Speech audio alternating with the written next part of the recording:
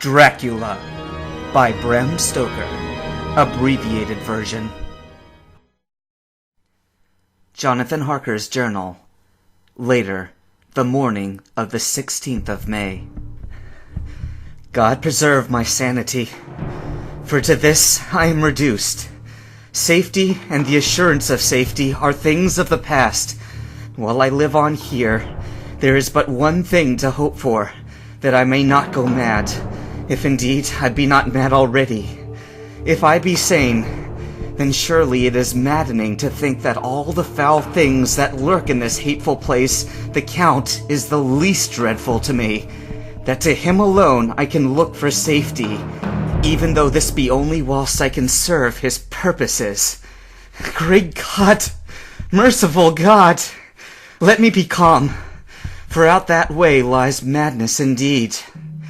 I begin to get new lights on certain things which have puzzled me. Up till now, I never quite knew what Shakespeare meant when he made Hamlet say, "My tablets! Quick, my tablets! 'Tis meet that I put it down," etc. For now, feeling as though my own brain were unhinged, or as if the shock had come which now must end in its undoing, I turned to my diary for repose. The habit of entering accurately must help to soothe me.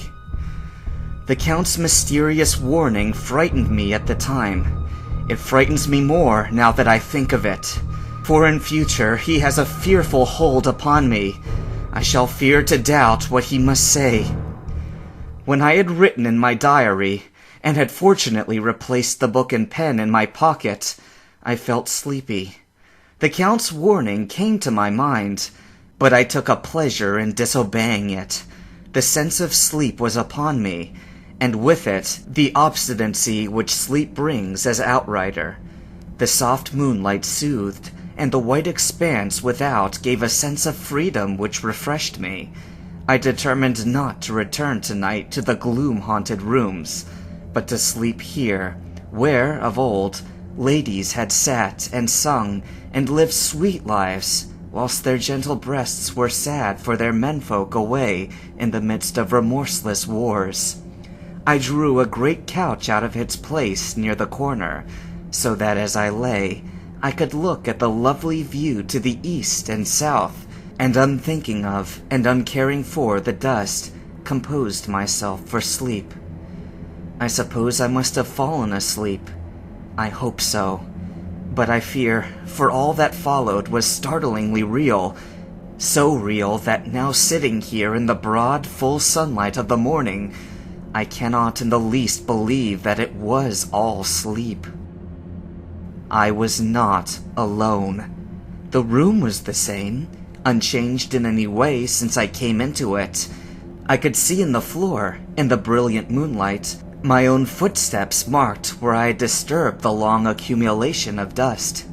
In the moonlight opposite me were 3 young women, ladies by their dress and manner. I thought at the time that I must be dreaming when I saw them, for though the moonlight was behind them, they threw no shadow on the floor. They came close to me and looked at me for some time, and then whispered together. 2 were dark, and had high, aquiline noses, like the Count, and great, dark, piercing eyes that seemed to be almost red when contrasted with the pale yellow moon. The other was fair as can be, with great wavy masses of golden hair, and eyes like pale sapphires. I seemed somehow to know her face, and to know in it connection with some dreamy fear, but I could not recollect at the moment how or where. All 3 had brilliant white teeth that shone like pearls against the ruby of their voluptuous lips. There was something about them that made me uneasy, some longing, and at the same time some deadly fear. I felt in my heart a wicked, burning desire that they would kiss me with those red lips. It is not good to note this down, lest some day it should meet Mina's eyes and cause her pain, but it is the truth. They whispered together, and then they all laughed, such a silvery, musical laugh, but as hard as though the sound never could have come through the softness of human lips. It was like the intolerable, tingling sweetness of water glasses when played on by a cunning hand. The fair girl shook her head coquettishly, and the other two urged her on. One said, "Go on, you are first, and we shall follow. Yours is the right to begin." The other added, "He is young and strong. There are kisses for us all." I lay quiet, looking out under my eyelashes in an agony of delightful anticipation. The fair girl advanced and bent over me till I could feel the movement of her breath upon me. Sweet it was in one sense, honey-sweet, and sent the same tingling through the nerves as her voice, but with a bitter underlying the sweet, a bitter offensiveness, as one smells in blood. I was afraid to raise my eyelids, but I looked out and saw perfectly under the lashes. The girl went on her knees and bent over me, simply gloating. There was a deliberate voluptuousness which was both thrilling and repulsive, and as she arched her neck, she actually licked her lips like an animal, till I could see in the moonlight the moisture shining on the scarlet lips and on the red tongue as it lapped the white, sharp teeth. Lower and lower went her head, as the lips went below the range of my mouth and chin, and seemed about to fasten on my throat. Then she paused, and I could hear the churning sound of her tongue as it licked her teeth and lips, and could feel the hot breath on my neck. Then the skin of my throat began to tingle, as one's flesh does when the hand that is to tickle it approaches nearer, nearer. I could feel the soft, shivering touch of the lips on the supersensitive skin of my throat, and the hard dents of the two sharp teeth just touching and pausing there. I closed my eyes in a languorous ecstasy and waited with a beating heart. But at that instant, another sensation swept through me as quick as lightning. I was conscious of the presence of the Count, and of his being as if lapped in the storm of fury. As my eyes opened involuntarily, I saw his strong hand grasp the slender neck of the fair woman, and with a giant's power draw it back, the blue eyes transformed with fury, the white teeth champing with rage, and the fair cheeks blazing red with passion. But the Count! Never did I imagine such wrath and fury, even to the demons of the pit. His eyes were positively blazing. The red light in them was lurid, as if the flames of hellfire blazed behind them. His face was deathly pale, and the lines of it were hard like drawn wires. The thick eyebrows that met over the nose now seemed like a heavy bar of white-hot metal. With a fierce sweep of his arm, he hurled the woman from him, and then motioned to the others, as though he were beating them back. It was the same imperious gesture that I had seen him use on the wolves.